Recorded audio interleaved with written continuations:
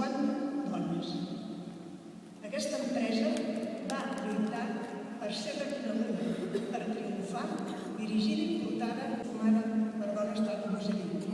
Aquest fet comporta, evidentment, que immediatament ens plantegem polítiques de conciliació. Una empresa només de dones neixen quantitat de criatures i ens havíem d'organitzar. Així que abans que ens parlés de la conciliació, jo crec que nosaltres ja fèiem conciliació. Aquesta conciliació consistia en temes d'horaris, de vacances, de treball a casa quan encara ningú feia treball de casa. Vàrem triomfar, vàrem fracassar, però ens vam tirar endavant. I això ho vam incorporar de manera natural al nostre fet. A la nostra empresa avui som 63, de les 63 evidentment un 83% encara avui som dones, i continuem tirant endavant aquestes polítiques. I ho fèiem amb un doble sentit. Per un costat, perquè volíem que les dones...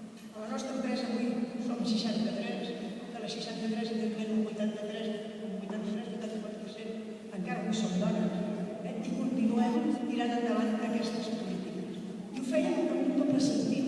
Per un costat, perquè volíem que les dones poguessin incorporar-se després de tenir criatures a l'empresa, i per un altre costat, perquè volíem demostrar que el servei al client no se'n ressentia, continuava i no passava res.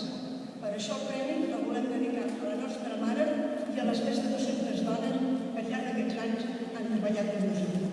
Gràcies.